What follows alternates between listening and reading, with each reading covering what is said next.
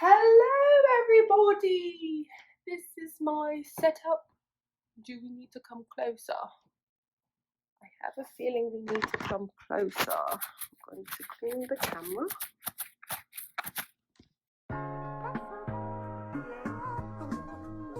Hi, everybody. Welcome back to my table. My name is Keisha, and this week we'll be having a special guest. She's on her way down. And by the looks of the title, and by the title, you can see what this video is about. I'm very excited. This is very near and dear to my heart. So let's just get started. Woo! Yay! Welcome! Hello, everyone. So, audience, this is none other than, would you like to say your name? My name is Keisha Clee. So this is Keisha Clee, her debut, I guess, debut appearance on YouTube. She is a phenomenal and outstanding entrepreneur, a businesswoman through and through. She is a wonderful mother. She's my mom. That's my mom. And she's just an all-around amazing woman, person, individual, multifaceted human being. In every way imaginable. I'm very happy to introduce her on the channel and bring her to the channel because I'm your mom, I'm all those things. Yes. Oh. But not because you're my mother, but because not just because you're my mother, but also because you have a lot to share. You have a lot to share. You have a lot of good, not even just good, but great advice, a lot of knowledge that I think will help other people, not just other women, not just other Black women, but other people. So I'm happy to have you on the channel. I appreciate that. And let's get started. Right, okay, you ready? Let's do it. I am ready. Okay, so I have a couple questions prepared for Keisha, and she'll be responding. And so I'm just ready to get into it. What does being a mother mean to you? Well, what being a mother means to me is having the opportunity to change the world. That's really what being a mother means to me. For me, I, meaning my consciousness, was given the opportunity, to be in this body, this physical form, and there be able to give another being, another consciousness, the opportunity to come to this physical plane through me.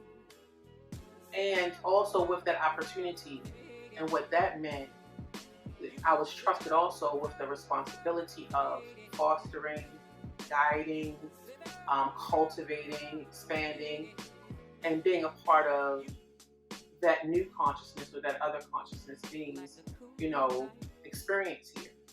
I was able to influence it through nurture. I was able to be a part of it. And I don't take that lightly.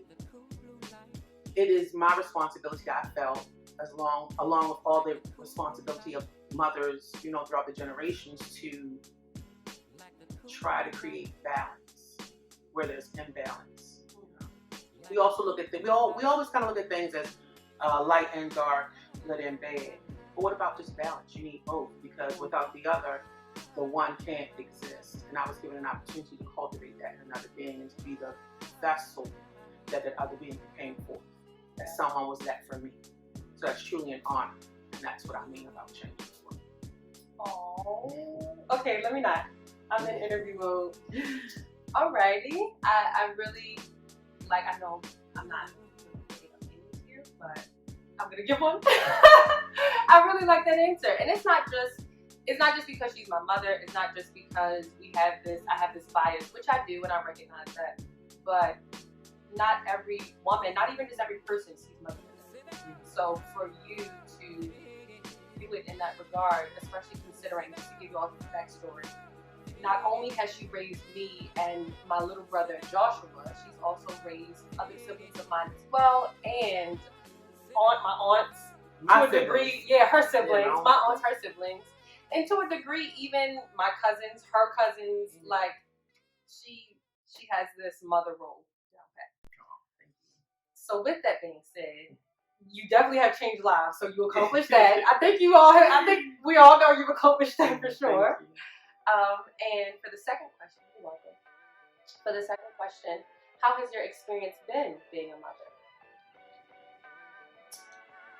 Being a mother for me has been Acceptable curse words. absolutely amazing.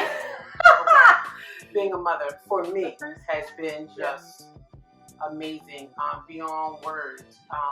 One of my greatest successes, greatest failures, a large part of my life has been being a mother or being a mother role to someone or being mothered, you know. So for me, my experience, while it has had extreme highs, extreme lows, lots of transitions, trials, tribulations, all the T words, but you know, it has been amazing. I'm truly better for it. That was amazing. That was a good experience. You can give us a real deal too. No, it has been a lot. Don't get me. It's been tumultuous. I said all the T words. All the T words. But it's been a great experience overall. Just one of the best experiences ever. Mm-hmm. Third question: how does being Black affect your motherhood, if at all? Oh, that's a loaded question. I mean, it definitely affects motherhood. If you just look at the fetal maternal rates in the Black community, if you just take that segment, I know that data and statistics can be skewed depending on, you know, what the resources and things and the methods used. However, a lot of times in Black culture, especially African American culture, you know, the people who are here in the United States, our part of the diaspora, is affected because our sex was something that was used to create property. You know, our children were not our children, they were our property. We always had love for them, but the relationship between us and our children, we expected certain losses. That trauma is still stained in us. So that when we go to the hospitals now and you have younger mothers, or I'm not even going to get into that aspect of the fetal maternal health because that's a whole nother show entirely of itself, but the trauma, the shared trauma in ourselves and our DNA and our psyche perpetuate shame with us giving birth. It perpetuates shame with us and our bodies and how we use them and how we feel about them. And so when I became pregnant with this beautiful one here, I was only 17 years old. I was not out of high school yet. My future was very uncertain. That was something that I learned as a part of the African American community here in the United States. But all was definitely not lost. Things that I should have clinged on to was just wisdom and opportunity and seeing motherhood for what it truly was. Instead of being so afraid of just being a mother, I should have known that that was my divine right, that that's what this body was created for, that I was doing something that's very natural and very beautiful and very loving and accepting. However, it was, you're an unwed mother, you're poor, you're Black, you're limited, you're uneducated. So those things kind of overshadowed my experience.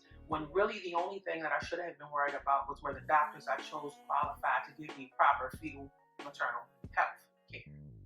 I should have been plugged into the resources that were there for me as a young mother, not just a history on welfare or, you know, staying in food lines. Those were the things that people perpetuated and poured into me. So those were fears that manifested in my mind that I carried throughout my motherhood experience. I think that being Black causes that because that's what we're taught in our communities. We need to work on, in general, that being a woman is wonderful. Creating life is a blessing and a gift. And that regardless of the humble beginnings you come from, because I know there's a lot of trauma and healing that needs to take place in our communities, motherhood is still precious.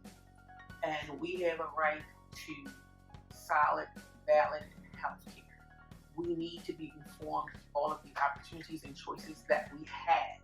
Yes. And so that is something that I think being Black, that is the way that I believe being Black affected motherhood for me, but I also spoke about the ways that we can fix it. Absolutely. So there you have it. So quick, thank you for that response, honestly. Sure. I just want to ask for a little bit of clarity. You made several great points, and I'm so happy you went this route because these are the things that people need to know. These are the things that Black women, Black men, and everybody else need to know. Mm-hmm. And the reason why I say that the part that I wanted to touch on is because you said a bit where you said that being Black causes those, and I may be mistaken, but causes those fears or those judgments. Did you mean that? No, I need to clarify that. Being Black does not cause those things. Being Black is wonderful, and I don't want to be contradictory in what I say and how I express myself, because I don't want to ever be responsible for misleading anyone. What I can say is that being Black in the United States, with our history, those thoughts are perpetuated, in our culture. That's a better way to say it. Those are thoughts that were perpetuated. So being Black didn't cause the things, but sometimes the shared experiences, thoughts, opinions, feelings, and traumas of our culture lead us to feel these ways about ourselves. And so being a mother, being a Black mother, those stigmas attached to that, that aren't necessarily truths, but there's stereotypes and there's stigmas and there's things that are attached to it. And it's things that negative connotation is what really causes those things, not being Black, as in myself, because I'm one. I knew you meant that. I knew you meant that. And that's absolutely, she hit the nail on the head. And also to any other mothers, current mothers or expecting mothers that may watch this, government assistance is also a resource. Don't feel bad for doing what you need to do to feed yourself and your child. Mm-hmm. Don't feel bad for doing what you need to do to feed yourself and your family. Government assistance is a resource. And we pay into these programs and never feel ashamed about utilizing the programs that are available in your area, but dependency is what I would, kind of urge you against. Is dependency. Assistance is one thing. Dependency is something totally different. But don't feel ashamed if you need to use those resources. Never feel ashamed. Don't feel ashamed, and that's the point that she was making. Yeah. Don't buy in and don't believe in these negative connotations surrounded by using those resources. If you need to use those resources, some people are blessed to not have to use those resources. They may have other resources, but definitely don't feel ashamed about any of that. Because a lot of people like to, and this is not to like go off of you. I just want to make sure anybody who's watching this, that's the point that she's making. It's so much shame and negative connotation surrounding specifically young Black women who are mothers for using these resources when those resources were made for people who need them, no matter what they look like, no matter who they are, or whatever. Exactly. So, but considering we live in this world, I'm not even going to say 2020 because it don't seem like the year matters. But considering we live in this world and we have these experiences and we have people who have these negative thoughts, it is not our job to destroy those negative connotations. Mm-hmm. It is not our responsibility to get rid of or try to diminish or try to play off of or try to prove that we are not those things. Mm-hmm. It's not our responsibility because other people have put that on us or other young Black mothers. It is not our responsibility to try to prove people wrong. I don't say our because I'm not a mother, but it is the most pressing thing and the most pressing responsibilities, it would seem like to everybody, would be to take care of yourself and take care of the child or children, however many children have it at one time. But that is the penultimate responsibility. Yourself and your children. Absolutely. So with that, great. That was a great part. And a good segue. What are 5 pieces of advice you would give to current or expecting mothers? Only 5? No. You can give more if you like. No, I'm not going to drag this out. But quickly, I would just say, number 1 is, if you do not want to have children, if you're not prepared for motherhood, please practice safer sex practices. We're going to start there. Yeah, let's touch on it. I'm going to give you all the truth. I'm going to tell you the way I would tell my own daughter or someone else. But I'm actually going to give them that. I'm actually going to give them that as number 1. Because you still have children. Yeah. So that's that. We are where we are because of whatever took place, whether the child was playing, unplaying, you was having a good time. You know what it was. So next time around, do that. Safer sex practices. Number 2, prepare yourself mentally and emotionally. A lot of times we put emphasis on physical preparedness as far as taking folic acid, the vitamin Bs, your diet, your exercise, what's your physical condition, any comorbidities or pre-existing conditions. But before you even focus on getting your body ready, get this right. Get this right. A lot of us are still dealing with mental, emotional traumas from childhoods, past life regressions, whatever you want to call it, spiritual strongholds, because just as much as people can have negative strongholds over you, spirituality can be a stronghold. A lot of times we are so indoctrinated with the Proverbs 31 woman. Touch on it. Speak on it. No one can live up to that standard all the time. But what you can do is you can learn coping strategies. You can learn coping mechanisms. You can figure out what your triggers are before you get into a place where, you have a child. Know your mental health status. That is so big. That's so big. Your mental health status matters. Most onset mood disorders happen between the age of 13 years of age to 30. That's a big window for mental illness to set in. I myself struggle with mental illness. Big window. It's a big window for, that's when we're most fertile. So it's like when puberty hits, that's also the onset of our fertile period from 13 years to 30. That mental illness can hit at any time. So we talk about postpartum depression, we talk about mood disorders, we talk about all these things that a lot of women don't end up going through till after they have their first child. That first child, normally when all of your chemical imbalances and things get out of whack, those things are sometimes onset. So now you're a new mother, you're dealing with this new dynamic in your life, and you're dealing with mental illness. And you don't know what it looks like because you're like, oh, it's postpartum depression, oh, it's normal, oh, it's this, oh, it's that. You just really don't know.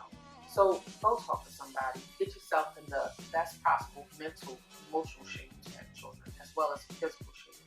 And then that's number 2. Number 3 would be enjoy the experience. If you have morning sickness every day of your pregnancy, enjoy it, mark it, document it, come up with a creative, funny little way of how you got to know your baby while your baby's in gestation. Enjoy those moments. It's so important. Who my kids were in utero are really who they are now. I got to know them that well. Kyma's always been curious and inquisitive. Joshua has always been easily excitable. Liam was always very reserved. Even in utero, I got to know them. I got to talk to them, play music, read to them, whatever. I got to know their sleeping patterns. Josh never slept at night when I was pregnant with him. He never sleeps at night now. Certain things just don't change. Tune into the rhythm. And really just enjoy the experience with your baby. So I think that was 3. So, yeah, that was 3. So 4 would be get rid of the fairy tales. Unpack your fairy tales. This is the big shit. Wow. There is no game plan. There's no strategy book. There's no outline that theologians or PhDs have gotten together and been able to recite. But what you do have is you have women and you have a wealth of them around you. Listen to all their stories. Take from them what applies. But unpack your fairy tales at the door, because this is the show. Any preconceived notions you had about what you would and won't do, what your man will and won't do, what your grandmama, auntie, all that goes out the window now, because now you're put on the stage with your baby. This is a very important time. Unpack your fantasies. Whatever comes, and some shit's gonna come. I don't care if you have a perfect relationship. I don't care if you have the best support system. Shit comes. It's life. It's common to us all. It's the way you respond to it, the way you persevere through it, the way you push past it, that really helps to create the life you want for you and your child. Pack your fairy tales away. Let's get the shit done. And then so that's 4. And then 5, just live in it. Okay? Live in it. Every day it will be different. Every child will be different. Live in your motherhood. Enjoy your motherhood. Experience it. And hopefully you will have it as an amazing time as I have had myself. And that's really all.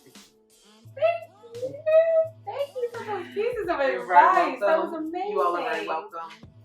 So actually, I think when you think about the whole list, you could probably switch 3 and 4 around. Because I gave them 3 and 4, but if you switch those two this is around, in no particular order. Unpack your fantasies. Yeah, my list was in no particular order, but it probably should be 1, which was safer sex practices. Yep. 2, be prepared. Yes, preparedness. 3 would actually be step number 4. Unpack your fantasies. Which is unpack your fantasies. 4 would be enjoy your experience. And 5 would be live in it. Live in it with 5 hands. Live. All I'm just. I said 5 hands. 5 fingers. 5 fingers, 5 fingers, and your toes. 5 fingers and your toes. If you can see, I got my toes up wiggling them right now. Get your toes involved in like living it. Yes. So before we get to the last point, because we're heading to the end of this, is there anything else that you haven't talked about that you really feel is on your mind and your heart that you want to share with other people about motherhood? I mean, with all of the things that I said, this has been the culmination of my life's experience, of being a mother. I'm 41 years old now, and I don't have a problem saying, I'm not I'm 41. That's fine.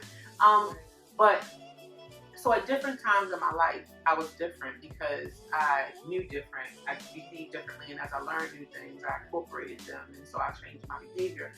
But you just gotta be open and give yourself a lot of room to grow, because over time you will find that you gave your children 100% of yourself with the information that you had, but sometimes information can become outdated, or not even outdated, but sometimes you only have this much of a picture when a picture is really this big, but you only have this much. So I can give you 100% of me, and it's this much, but as I grow and expand, my 100% could become this, and I can give you this much. So you will grow in that way in your motherhood, because you grow in that way as a person in your lifetime.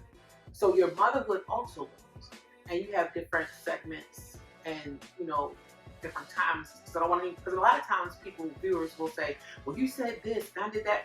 But if that does not apply to where you presently are in your life or in your relationship or wherever, you could be getting this information on the back end, and you may want to make changes retroactively. Your children could be adults. Like my children are young adults now, and I think I'm better at a mom now than I was when they were born. But when I looked at when I was a mom, I gave 100% of my head. So just be very fluid with yourselves as mothers. You have got to be fluid. We had this rigid June Cleaver standard that we used to compare women to. She was like the ultimate wife, the ultimate mother. June never took no time off for herself. There's a you inside of there too that's just a woman outside of your motherhood. Our society puts so much emphasis, like all you can be is a mother, all you can be is a wife. You could be so much more. And when those times are done, a lot of women are like, what do I do now? Yeah, what do I separate have from their now? children, they're wondering like, I see a lot of women whose children are, right, a lot of children reach maturity at 18, 23, 20, 30, I don't know, whatever age your children, whatever age your maturity, not 30. But there's a lot of time left for you, and a lot of women are like 40 walking around like, well, 50, I'm washed up, I can't do nothing, I done raised my, no sis, it's your time to get back to you and do your thing and all that kind of stuff. You're still a mother, now you're this kind of mother, and it's okay. It's okay, you don't have to be so rigid in your mother. Thank you. You're very welcome. Once again, thank you for coming on the channel. Thank you. Thank you so much. This is really the groundwork information that a lot of mothers, period, need. Not just expecting, not just young, none of those exclusivities. Yeah. All mothers need it. I feel like this is helpful advice to all mothers. And I didn't mention this in the beginning, but considering I want to be a doula and I want to be a obstetrician / gynecologist, more so on the obstetrician side, this is important to me. These conversations are important. And even if I didn't want to do those things, these conversations are still important because I hope to be a mother. Because this is going to be my children's grandmother. I'm going to be an awesome grandmother. Top notch. Top tier, top 2, and she not 2. But mothers and babies require fathers too, require male input as well. This is not just a woman thing. This is also a community thing. This is a part of parenthood. Because stay tuned, more parents will be featured on this channel. Great one. Share it. Tell people what you heard. If anything close to your heart, hold on to it. Like, this is all for the betterment of others. Also, before we go, would you like to let the audience know of any projects, any business ventures, any investments coming up? Because another thing, I forgot to include, she's an investor. Oh, She's an investor! Awesome.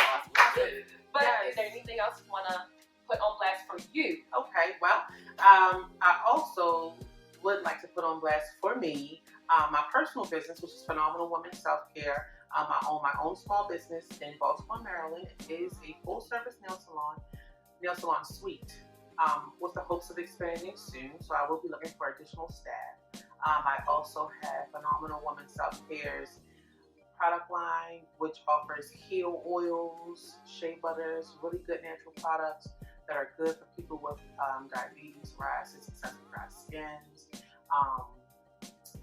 And I've got myself in a couple business ventures. We will be doing some things with Luxury Label Boutique, a business that I have had the blessing of investing in. The business will first be rolled out virtually, and we'll probably use social media platforms to introduce it initially. So look out for Luxury Label coming soon. And that is a boutique that will specialize in luxury women's clothing, lingerie, and shapewear. And we'll have some upload doodads thrown in there. Shapewear, wait. Shapewear. Hold on, you hit me to that. Shapewear. Right. Yeah, so we're going to be doing that soon, and that should be coming to you January 2021. However, Phenomenal Women Self-Care is open now, and you can follow me at Phenomenal Woman Self-Care on IG. Yeah, on IG and Facebook. I promote almost everything that she does and that she is pouring into.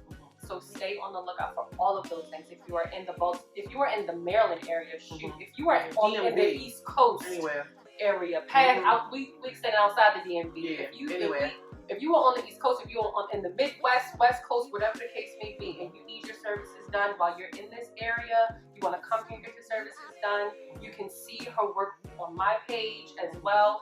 All links will be in the description box below, but definitely come to her. And once again, I'm not saying this just because she's my mother. I know I have bias, but I'm really not. I use her products. I'm here as she's making the products. She would never say you wrong. Never. She wouldn't. She really wouldn't. Also, one more thing before I go, before the video is over, I will also put in the description box some links to other resources that you all can reach out to if you need any, if you want to search through, if you want to look and then connect to other resources. Because I don't know too many, but I do know some, considering I want to do this work. They will be in the description box below. And with that being said, like, comment, subscribe, and share whatever content. This video, any of my other videos. Subscribe and share widely. All of that. And once again, thank you. Thank you. You're welcome. We will see y'all later.